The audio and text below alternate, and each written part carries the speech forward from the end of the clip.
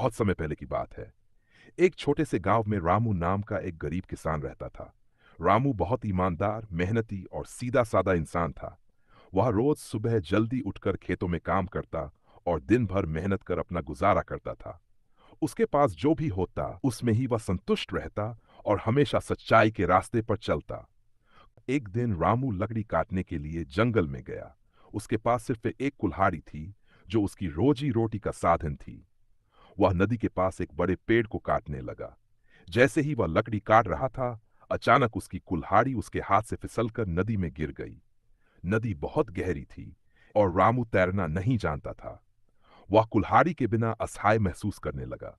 रामू बैठकर सोचने लगा, अब मैं क्या करूंगा? ये कुल्हाड़ी मेरी रोजी रोटी का एकमात्र साधन थी। बिना इसके मैं कैसे काम करूंगा? ये सोचते हुए उसकी आंखों में आंसू आ गए। रामू की ये दशा देखकर नदी के देवता प्रकट हुए। उन्होंने रामू से पूछा, हे किसान, तुम क्यों रो रहे हो? रामू ने ईमानदारी से जवाब दिया, मेरी कुल्हाड़ी नदी में गिर गई है। देवता उसकी ईमानदारी और सरलता देखकर प्रसन्न हुए। उन्होंने कहा, चिंता मत करो, मैं तुम्हारी कुल्हाड़ी ढूंढ कर लाता हूं। देवता नदी में गए और थोड़ी देर बाद सोने की चमचमाती कुल्हाड़ी लेकर लौटे। उन्होंने रामू से पूछा, क्या ये तुम्हारी कुल्हाड़ी है? रामू ने कुल्हाड़ी को ध्यान से देखा और जवाब दिया, नहीं, ये मेरी कुल्हाड़ी नहीं है। मेरी कुल्हाड़ी लोहे की थी।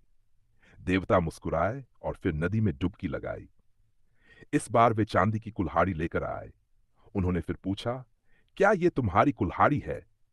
रामू ने फिर सिर हिलाते हुए कहा, नहीं, ये भी मेरी कुल्हाड़ी नहीं है। मेरी कुल्हाड़ी साधारण लोहे की थी।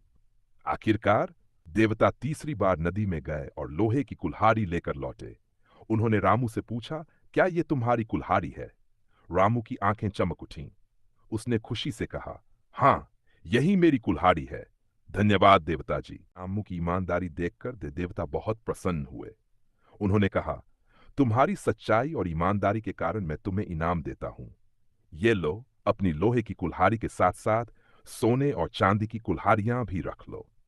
रामू ने विनम्रता से देवता का धन्यवाद किया और तीनों कुल्हाड़ियां लेकर अपने घर लौट आया। उसने सोने और चांदी की कुल्हाड़ियों को बेचकर अपनी जिंदगी को